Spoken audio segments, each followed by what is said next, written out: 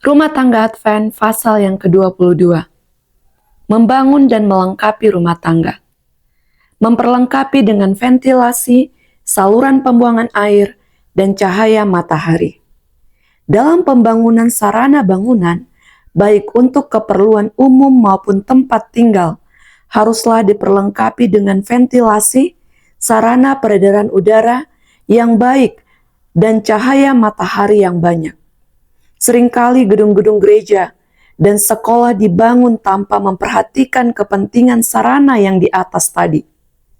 Kelalaian mempersiapkan ventilasi yang baik, yang menyebabkan penghuni bangunan itu mengantuk dan malas, mempengaruhi hasil dari khotbah, serta memberatkan dan mengurangkan hasil pekerjaan guru. Sedapat mungkin, semua bangunan yang dikhususkan untuk kediaman manusia haruslah didirikan dalam pekarangan yang agak tinggi dan saluran pembuangan airnya yang baik. Ini akan menjamin pekarangan akan menjadi kering. Masalah ini terlalu sering dianggap enteng. Penyakit yang selalu timbul, penyakit-penyakit yang berat, kesehatan yang selalu terganggu, dan banyak kematian terjadi karena keadaan lembab dan malaria disebabkan tempat rendah dan saluran pembuangan air yang kurang baik. Dalam pembangunan rumah adalah sangat penting untuk mempersiapkan ventilasi dan cahaya matahari yang banyak. Biarlah udara bebas beredar dan cahaya berkelimpahan di dalam tiap-tiap ruangan rumah tangga itu. Biarlah ruangan-ruangan tempat tidur diatur begitu rupa sehingga udara beredar dengan bebas pada siang dan malam hari. Tidak pantas dipakai sebuah kamar tidur kecuali kamar itu dapat dibuka tiap hari untuk dimasuki udara bersih dan sinar matahari setiap hari. Di beberapa negara kamar-kamar tidur dilengkapi dengan alat-alat pemanas supaya ruangan itu dapat dipanaskan dan dikeringkan dari udara yang lembab, yaitu pada musim penghujan. Ruangan tamu harus dirawat sedemikian rupa, sama dengan ruangan yang senantiasa dipergunakan. Seperti kamar-kamar tidur, ruangan tamu itu haruslah mendapat peredaran udara dan cahaya matahari, dan harus dilengkapi dengan suatu alat pemanas untuk mengeringkan udara lembab yang selalu bertambah-tambah dalam kamar yang tidak selamanya digunakan. Barang siapa yang tidur dalam kamar yang tidak mendapat cahaya matahari atau menempati tempat tidur yang belum dijemur dengan baik-baik mempunyai resiko mengganggu kepada kesehatan dan seringkali mengancam nyawa. Mereka yang bertanggung jawab untuk mengurus orang-orang yang sudah lanjut usia harus mengingat bahwa mereka membutuhkan kamar-kamar khusus yang hangat, yang menyenangkan. Tenaga mereka berkurang dengan bertambahnya usia. Kekuatan mereka sudah semakin lemah dan harus melawan pengaruh-pengaruh buruk yang kurang sehat. Itulah sebabnya mereka yang sudah lanjut usia memerlukan banyak sinar matahari dan udara yang segar dan bersih. Hindarkan tanah rendah. Kalau kita mau mempunyai rumah menjadi tempat tinggal kita yang sehat dan berbahagia, kita harus tempatkan rumah itu jauh di atas rawa-rawa yang sudah mendatangkan penyakit bagi tubuh manusia, dan jauhkan dari tanah yang rendah dan lembab. Dan berikan kebebasan yang luas masuk ke kehidupan suasana surga. Jangan gunakan horden yang tebal. Bukalah jendela dan hindarkan segala yang menghalangi terbukanya jendela. Jangan biarkan tanaman menjalar masuk melalui jendela. Betapapun itu indahnya tanaman itu, pohon-pohon kayu jangan dibiarkan bertumbuh terlalu dekat rumah sehingga menutupi cahaya matahari. Mungkin cahaya matahari itu akan mengubahkan warna kain jendela dan permadani serta mengadakan cacat kepada bingkai-bingkai gambar. Tetapi cahaya itu akan membawa warna yang kemerah-merahan yang akan menyehatkan pipi anak-anak. Pekarangan sekeliling rumah. Suatu pekarangan yang diperindah dengan adanya pepohonan yang rindang dan rerumputan yang tersebar, mempunyai jarak yang pantas dari rumah, mempunyai pengaruh yang menggembirakan kepada keluarga, terlebih kalau dirawat dengan baik, dan bukan mendatangkan bencana, melainkan menunjang kesehatan. Tetapi bayangan pepohonan yang terlalu dekat kepada rumah dan semak belukar mengadakan kelembapan di sekeliling rumah serta membuat keadaan suram, sebab menghalangi peredaran udara yang bebas dan menghalangi cahaya matahari. Sebagai akibatnya, berkumpullah lembab di dalam rumah itu, khususnya pada waktu musim hujan. Pengaruh keindahan terhadap lingkungan keluarga. Allah gemar sesuatu yang indah.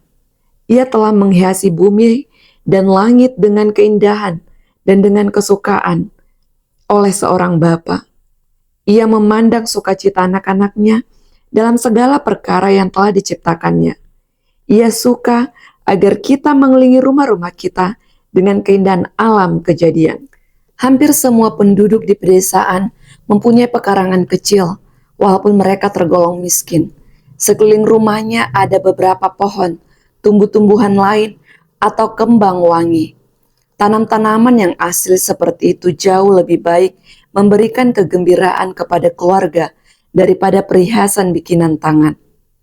Akan didatangkannya ke dalam rumah tangga suatu pengaruh yang menghaluskan dan melembutkan, mendorong kesukaan kepada alam kejadian, serta menarik anggota keluarga lebih erat terhadap satu dengan yang lain dan lebih erat juga kepada Allah.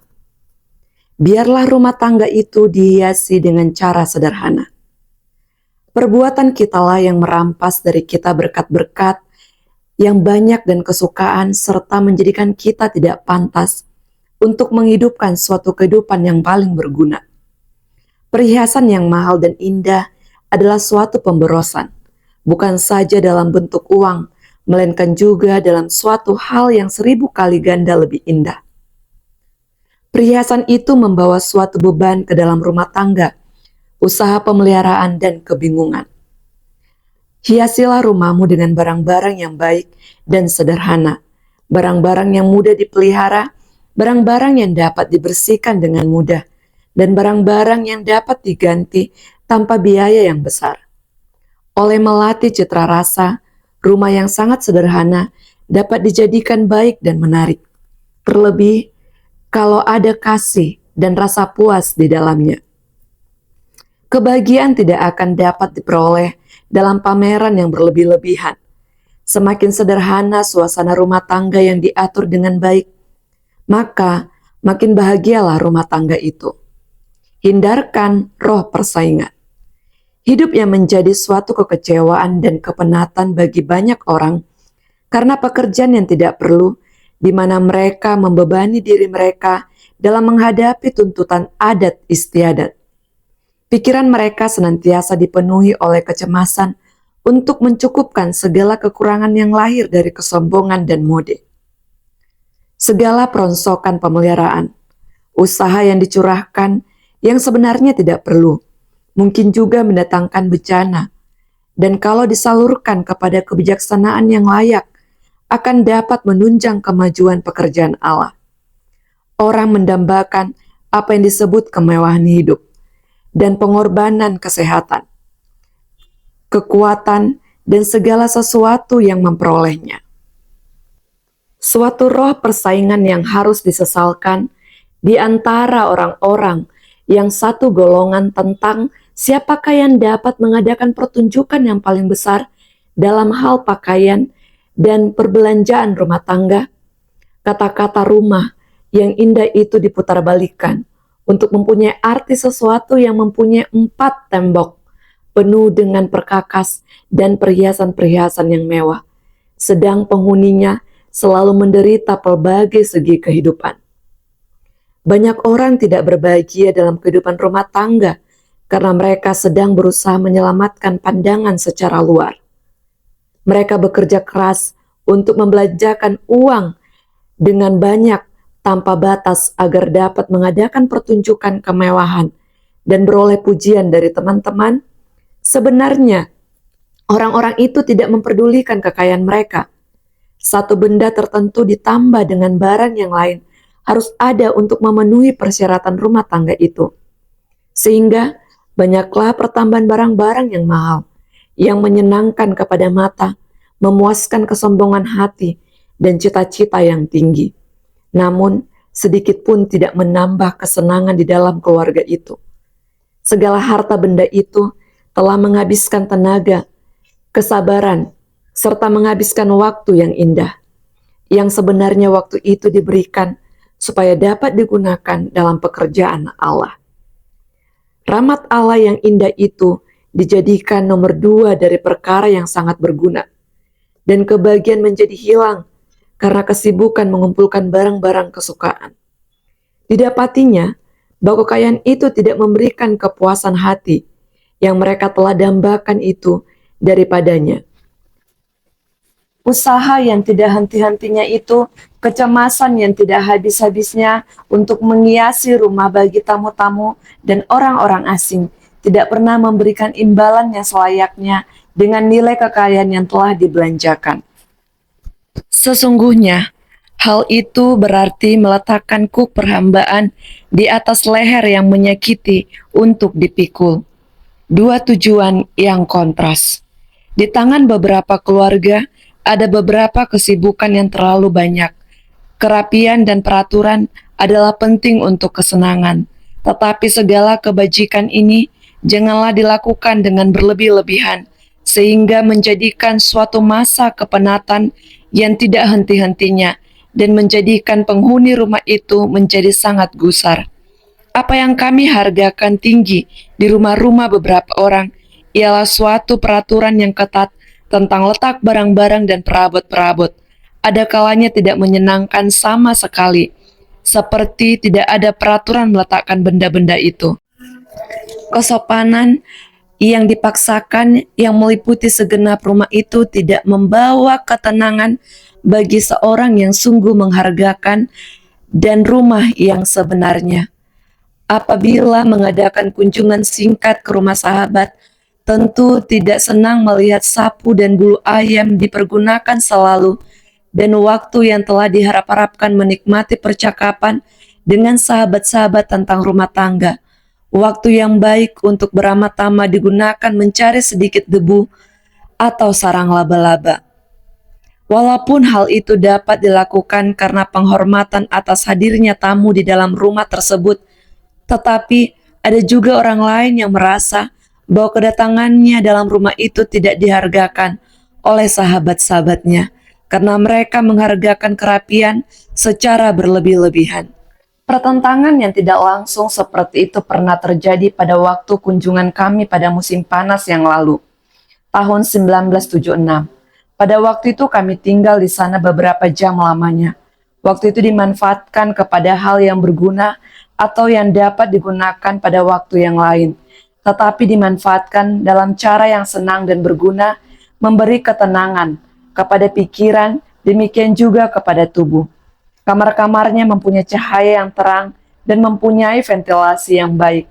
Hal itu tentu adalah jauh lebih baik nilainya daripada perhiasan-perhiasan yang sangat mahal. Kamar tamu tidak dilengkapi dengan berlebihan yang memenatkan pandangan mata, melainkan di sana ada beberapa perhiasan yang diatur baik yang sangat menyenangkan. Kebanyakan kursi terdiri dari kursi malas. Modelnya tidak serupa semuanya, melainkan disesuaikan kepada kesukaan anggota-anggota keluarga.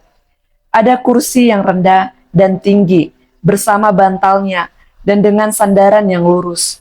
Kursi-kursi lebar, enak untuk bersandar. Dan juga ada yang kecil-kecil, ada bale-bale yang menyenangkan, dan semuanya seolah-olah berkata, "Cobailah aku, bersenang-senanglah dengan aku." Ada meja-meja yang berisi buku-buku dan beberapa majalah. Semuanya rapi dan menarik, tetapi tanpa susunan yang ketat rapi, dan tidak seolah-olah mengamarkan orang untuk tidak menjamah sesuatu karena takut kececeran dan kacau. Pemilik rumah yang menyenangkan ini dengan cara demikian memperlengkapi kediamannya dengan perabot yang mahal-mahal, tetapi memilih dengan bijaksana untuk menyenangkan suasana daripada untuk pertunjukan. Tidak ada sesuatu di dalam rumah itu yang dipandang terlalu baik untuk digunakan. Secara umum dan semua korden tutup jendela tidaklah tertutup rapat untuk menghindarkan perubahan warna akibat panas dan perabot-perabot yang lain bercacat. Sinar matahari dan udara segar pemberian Allah itu bebas keluar masuk dengan kembang-kembang yang memberi wangi semerbak dari pekarangan. Sudah tentu keadaan keluarga adalah seperti keadaan rumah itu. Mereka sangat gembira dan ramah tamah melakukan segala sesuatu yang perlu untuk kesenangan mereka tanpa menyusahkan mereka dengan begitu banyak perhatian sehingga menakutkan mereka bahwa mereka sedang menambahkan kesusahan mereka itu. Kami merasa bahwa ini adalah sesuatu tempat untuk perhentian. Inilah rumah dalam arti yang setepat-tepatnya dari perkataan itu. Suatu prinsip yang digunakan dalam menghiasi. Ketelitian yang kaku yang telah kita sebutkan sebagai suatu cara yang tidak disukai dalam banyak rumah tangga, tidaklah sesuai dengan rencana besar dari alam kejadian. Allah telah menjadikan kembang-kembang di padang bertumbuh dalam tempat-tempat tertentu dan dengan batas-batasnya, melainkan Ia telah menyebarkan seperti batu-batu permata di atas ladang-ladang yang hijau. Lalu bumi diperindahkannya dengan bentuk warna yang beraneka ragam. Pohon-pohon yang di hutan tidak dalam suasana yang teratur. Menariklah kepada pemandangan mata dan pikiran, menyenangkan terhadap pemandangan alam kejadian. Hutan-hutan rimba, bukit-bukit, dan lembah tanah datar dan sungai, menikmati aneka warna yang tidak habis-habisnya, bentuk dan warna, dan keindahan pohon-pohonan, semak belukar, dan kembang-kembang dikelompokkan di taman-taman alam, mengadakan suatu lukisan yang indah. Anak-anak, para orang muda, demikian juga para orang tua, sama-sama mendapat perhatian dan kepuasan hati di sana. Peraturan aneka warna ini dapat dilaksanakan demikian rupa dalam rumah tangga. Seharusnya lah ada persesuaian warna yang pantas dan persesuaian secara umum dari segala sesuatu perlengkapan rumah tangga. Tetapi tidaklah perlu kepada rangsangan yang baik bahwa setiap bentuk benda di dalam suatu ruangan harus sama modelnya, bahannya, atau penutupnya. Tetapi sebaliknya, adalah lebih menyenangkan kepada mata kalau terdapat persesuaian dari perabot yang beraneka ragam itu. Akan tetapi, apakah rumah itu hina atau mewah, perhiasannya mahal-mahal atau sebaliknya, di sana tidak akan ada kebahagiaan kecuali roh dari penghuninya ada persesuaian dengan kehendak ilahi. Kepuasan hati haruslah menguasai suasana rumah tangga itu. Bagian yang terbaik dalam rumah itu, ruangan-ruangan yang cerah dan menarik dan perabot yang paling menyenangkan haruslah dipakai setiap hari oleh orang-orang yang sesungguhnya tinggal di rumah itu. Hal ini akan membuat rumah tangga itu lebih menarik kepada penghuninya dan juga kepada golongan sahabat-sahabat yang benar memperhatikan kita, mereka yang kita katakan beruntung dan olehnya kita juga dapat beruntung. Pertimbangkan kesenangan dan kesejahteraan anak-anak. Tidak perlu tempat kediaman dikelilingi dengan barang-barang yang mahal-mahal dan perabot rumah yang indah-indah untuk menyenangkan perasaan anak-anak dan membahagiakan mereka dalam rumahnya. Tetapi yang penting ialah agar para orang tua memberikan kepada mereka perhatian yang seksama dan cinta kasih. 4 tembok rumah yang dihiasi perabot yang mahal-mahal, permadani dari beludru, kaca-kaca yang indah, dan gambar-gambar yang bagus tidak menjadikan sebuah rumah bahagia kalau simpati dan cinta tidak ada di dalamnya. Istana yang berkilau-kilau itu tidak memiliki kata-kata suci di mana kesukaan kehidupan rumah tangga tidak dikenal. Padahal kesenangan dan kesejahteraan anak-anak adalah perkara-perkara penting untuk dipikirkan dalam rumah yang demikian. Anak-anak dilalaikan oleh ibu, segenap waktunya dicurahkan untuk meninggikan derajat, memenuhi segala tuntutan masyarakat elit. Pikiran mereka tidak dilatih, mereka memperoleh adat kebiasaan yang buruk, lalu menjadi gelisah dan tidak merasa puas. Mereka tidak menemukan kesenangan dalam rumahnya sendiri, melainkan larangan-larangan yang tidak menyenangkan. Mereka memisahkan diri dari lingkungan keluarga yang secepat mungkin. Mereka melontarkan diri ke dunia yang lebih luas dengan sedikit keengganan hati, tidak dapat ditahan pengaruh rumah tangga dan nasihat yang lemah lembut dari hati batu. Janganlah berkata kepada mereka itu, seperti yang saya sering dengar dari ibu-ibu yang berkata, "Tidak ada tempat bagimu di kamar ini. Jangan duduk di atas pan yang ditutup dengan kain damas satin. Kami tidak suka yang kamu duduki di atas pan itu. Dan bila mana mereka pergi ke kamar lain, kami tidak suka kamu ribut di sini." Lalu mereka pergi ke dapur, dan tukang masak mengatakan, "Jangan ganggu saya di sini.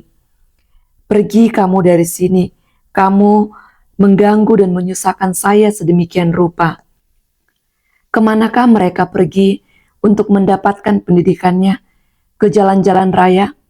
Kemurahan hati dan kasih lebih berharga daripada kemewahan.